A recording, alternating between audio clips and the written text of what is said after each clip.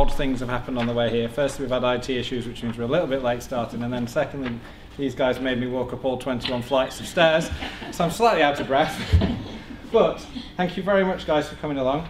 The guys were telling me beforehand how, whilst this isn't a value stream in a true sense of the word, you've had all the sort of mentoring and learning opportunities, and when you presented last year, it was a really cool thing to see, so I'm looking forward to this, and it'd be my first chance to really hear. So I'll shut up and let you get on with telling us the good stuff you've been doing. Right, well, thank you very much. So, hello, my name is Charlie. Hello, my name is Lynn. Hello, my name's Laura. And thank you for letting us come back and tell you where we are on our journey. We started our journey in December 2016, and our last report out was exactly 1 year and 1 week ago. So we just wanted to let you know where we are at the moment and the real changes that have made improvements. Just a little bit of background. I don't know if people were at the presentation last year. We had a role within our team which was set up in 2013, and it was in relation to C. difficile infection. It says there that C. diff remains one of the most significant causes of patient morbidity and mortality, and we know that about 1 in 12 patients will die as a result of C. diff. In 2013, our figures weren't where we wanted them to be, so we set up a role where one IPN went round and visited all patients who were C. diff positive within the trust, and that could be upwards of about 36 patients a day. So we wanted to look at the role because we didn't think that we were giving quality to the nursing teams and to the patients. We wanted to see what improvements we could make.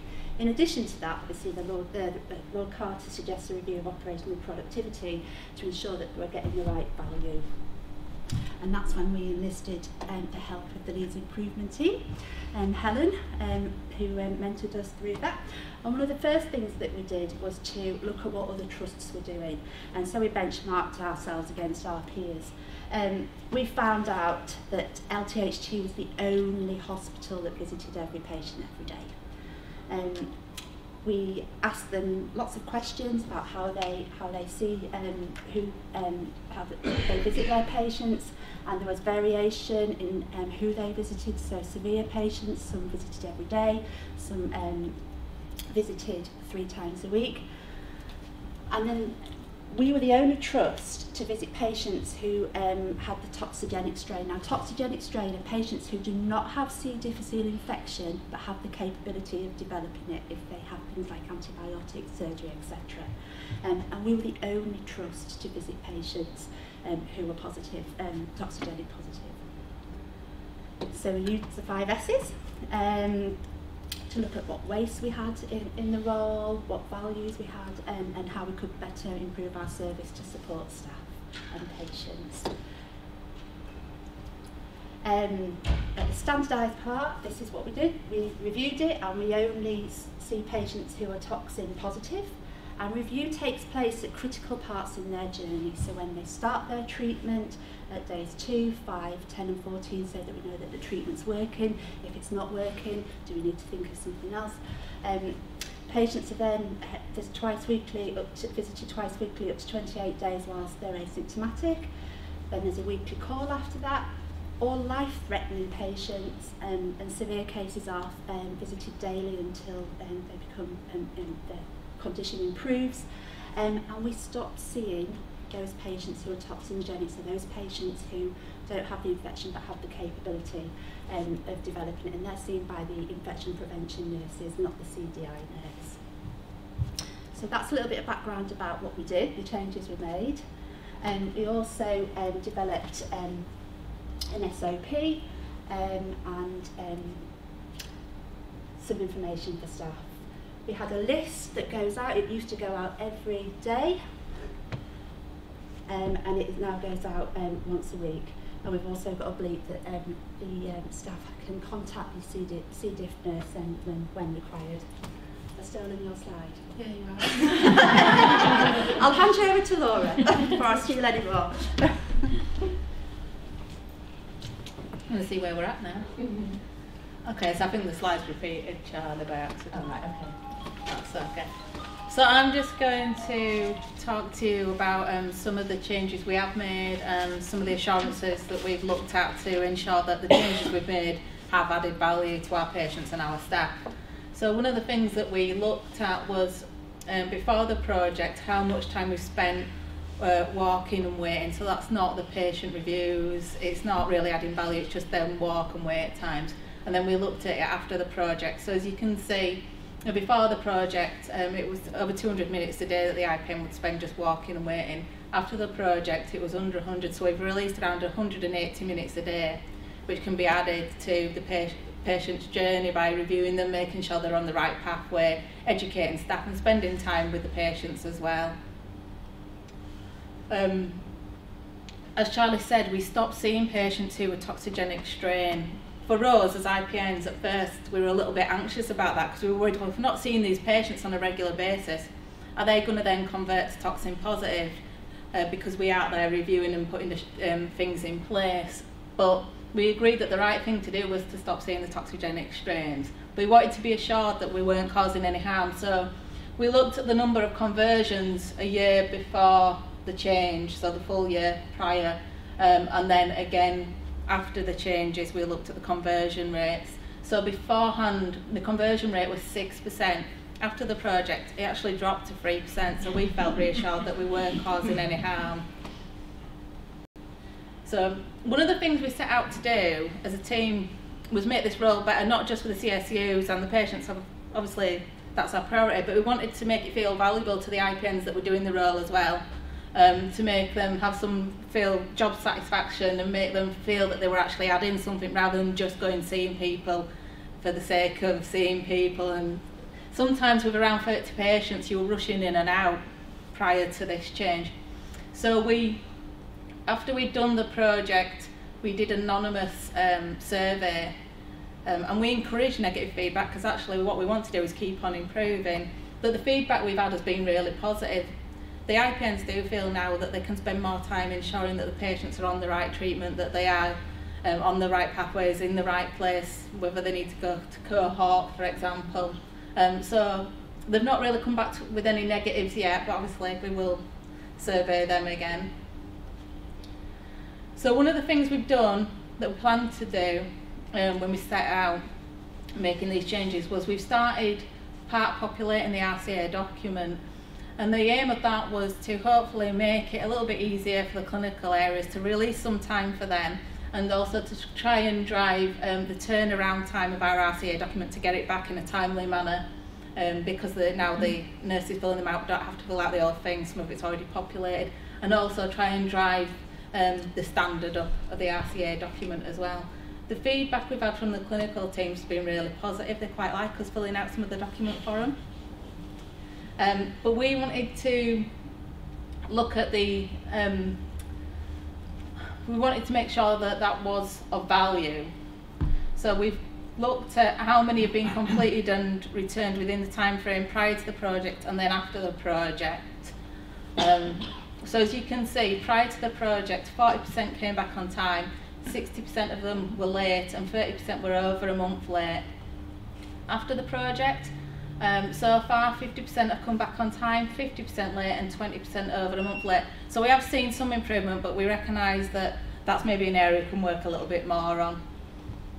Right, I'm going to hand you over to Lynn. Do you want me to do it for you? Yeah, so one of the other things that we did is we've now got a system in place where when patients go home still on treatment, we keep those names on the list so that if they do come back in, we'll identify that. So we keep checking, see if they've come back in until we know their treatment's finished before we remove them from the list. Thank you. So as a trust, we have had 97 C. diff infections so far this year. In quarter one, quarter two, 15 of those were deemed of no lapses in care by CCG, and for quarter three we have 10 to put forward. So those cases, really good, identified no lapses in care. And those that were identified in no lapses in care, these were the different elements that were identified. So 20% hand hygiene, 28% cleaning, delayed sampling, 12% antibiotics were a factor in 24% of cases, and then there were other reasons as well. So to act on that, we presented this C. diff poster, which addresses each of those issues, and I had the opportunity to put our LEAP number on there. And then we had a Yes You Can campaign. So it was a can I send a sample with urine in it? Yes, you can. Can I treat the patient if a suspected infection before the result? Yes, you can. Those sort of things. Can I refer the patient for FMT, fecal, tell me, fecal transplant? Is it microbiota treatment is the proper terminology for that? Can I review the patient's PPI because that can influence the gut? Yes, you can. So we had that campaign to try and increase the knowledge throughout the trust. And then to carry on with our future aspirations from last year. So we have relaunched not the Golden Commode but campaigns, and they are ongoing. Safety huddles, we do attend safety huddles on wards in outbreak situations or at request. The proactive reviews of the patient, so that's the patient goes home on treatment, it's still on the list, and continue with staff education, but it's all ongoing and continuous progress. Thank you. Are there any questions? I've got a couple. I'll come up now. So I think it was really, really exciting to see, and it is good to come to something like this for the first time and see so much progress going on. And love the Bob the Builder campaign next week. Pretty cool. The patients that are going home though, and you're putting them on the list and so you can ID them, how do you do that? Is that NHS number, is that name, is it a spreadsheet? Is it on... So we have, so for the IPN they have a spreadsheet of the patients that they need to review, and it's broke up into their names and when they're due for review and when treatment's meant to finish. It's a bit like a handover sheet, a rolling handover sheet that's saved daily. If a patient goes home while they're still in the treatment phase, there is a danger that they will come back in and it won't necessarily always be identified by the clinical area if they go somewhere else. And plus, we want to continue making sure that they're on the right treatment and pathway if they come back in. So what we do is we move them to the bottom of the list, they're greyed out, and then the IPNs every couple of days will check to see whether or not they've come back in. And if they come back in, then they'll move back onto the review list. Would it be helpful if that was inside PPM, so it was just a flag that was in there? I'm Gillian Hodgson, Head of Nursing for Infection Control, and absolutely a patient list, so it is a manual process. Yeah, it sounds like question. But it's evolved, and the fact that we don't have to do as much as we did is fantastic. Yeah. But having just worked with your team recently this week around the influenza, if we could actually have a patient list that was generated by PPM Plus, and then as discharge occurred, that would update the list automatically for us and we could monitor that, and then if we were readmitted, we could it would be there, wouldn't it? Which is the purpose of it, so that we can go to clinical teams and just say, do you know this patient was discharged? And there's an element of security around the information as well. So and it's a 24/7 process, as opposed to currently this is just a 9 to 5 process. Yeah, so if one of you doesn't mind, if you just drop me a note after this and we can get some of the guys to have a chat with you about doing that, it would be a really good thing to do. You mentioned at the beginning the benchmarking and how you compared us to other hospitals. You probably covered this last time, so sorry, but how did you get to that data and do that benchmark? We phoned them all, we contacted Literally. them, we had Telephone survey. Telephone survey, and we had a series of questions, the same questions. That's really good. Any questions from the floor? James. Hi, I'm James Goodyear, Associate Director of Policy. Just a comment really, I'm really impressed by the kind of breadth of the work that you've done. It's right, you've looked at your processes in your current state, you've measured yourself against your kind of key metrics, standardised and designed new processes. You've got the comms and kind of marketing aspect around how you're going to promote the behaviours that you want to see from people. Hugely impressive team effort, I guess. I just wondered, what are the bits that you found sort of most challenging in this over the last year? It's always that nursing element of time, isn't it? That one that you'd love to give all nurses that element of time and other pressures. That it's good to we do keep trying to review and looking at the process and continuing process as it goes along. Well, it's fantastic that you've been able to release time for your team then to really focus on what matters. And it's a really positive experience that going through the process, because it really makes you think about things and can you do things different. So we see it, it has so much potential and so much positivity. We have a good team. I'm the matron from Infection Prevention. We have a really good team that support each other, and we work around things to make sure that things that are key for the patient and stuff that we'll do our best to get worked on and get out there. I think you're right, it's time. It's time, isn't it? I think it's our role as managers to facilitate time, because in this given climate at the moment, the number of positive patients who've got an infection, you could just respond to, and you need to respond to the situation you find yourself in. But what we do is we try and release protected time for everybody. But I think that's the biggest challenge, I think it would be fair to say, the sustainability of giving protected time to that, because we've got a number of projects ongoing looking at, and I think that's something that we just always have to remind ourselves that it does release and add value to the patient pathway. It's just to give yourself that protected time to think. What next? Have you got ideas already on the next thing to do, so you're here again in another year's time? Yes, I think what we said in the past, and I'm not sure quite how we would do it yet, is we would monitor more patients, so maybe working with you guys, PPM for people who have been toxin positive in the past, coming back in and looking at how we might be able to manage that. So we've said that that's something we might look at, we're just not sure of how big a numbers that might be at the moment. We'd love to help in that, so I do talk about that.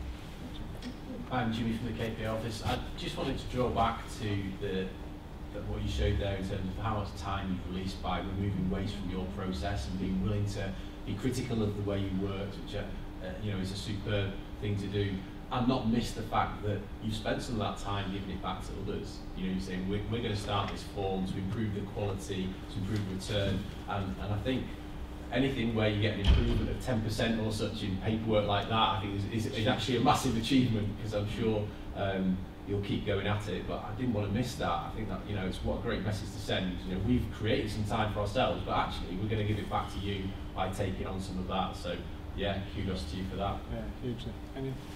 Hi, I'm Liz from Pharmacy. I'm interested in the way that you now use some of the language. So you sort of we 5S this rolled off the tongue really nicely. And I just wondered, are you finding that the tools that you started off looking at and thinking, oh gosh, how are we going to apply this? Are you actually using those in other ways? Absolutely, yeah. We use 5S to improve our mandatory and priority training. We have done it, There's a number of streams.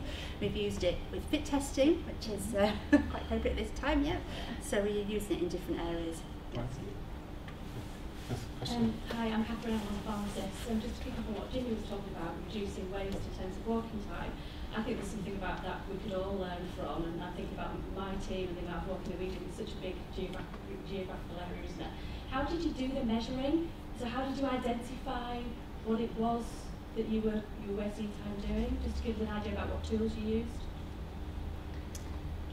It's part of the 5S process, so you get a document and you literally write down everything you do. So you start at 0 time and you say it took 3 minutes to get to the ward, it took 5 minutes to review, so it took 2 minutes to find the nurse. I was on the first cohort for the Leeds leaders that I fortunately already had the tools with us, so we've got support to be able to rapidly disseminate that, because I was still learning. So it was a stopwatch, and it was somebody walking around following somebody. So it was observations. Yes, it was observations. Yeah. People doing it themselves. I'm not sure if you were cheating. And it was around not cheating. I know it takes a bit of time to do that, but actually, if you don't walk the gemba and you don't see what's happening, then you assume, don't you?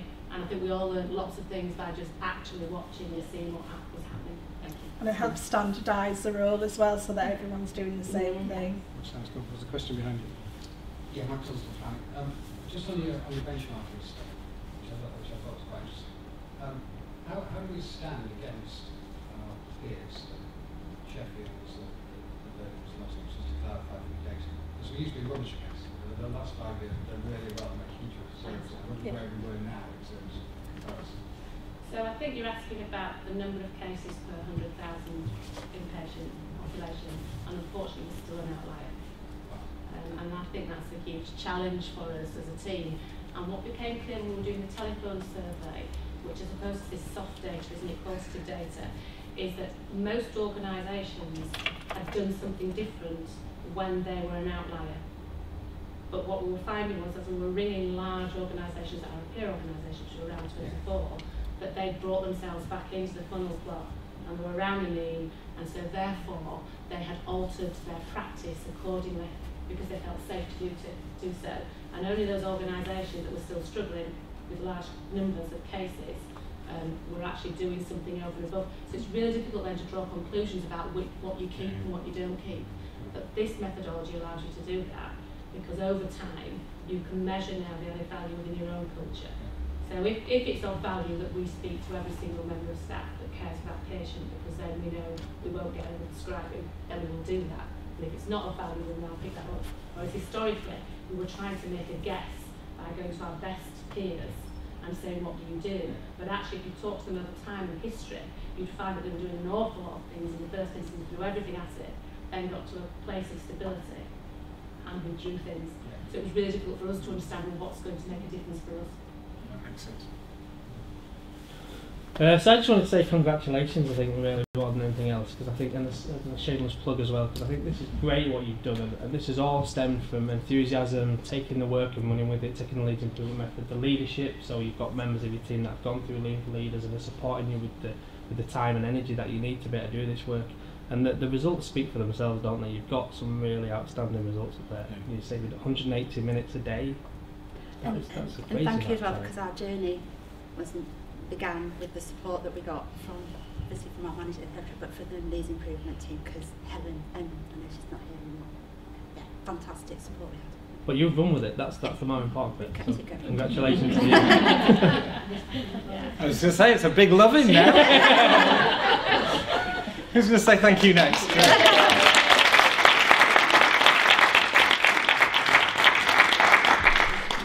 Thank you very much.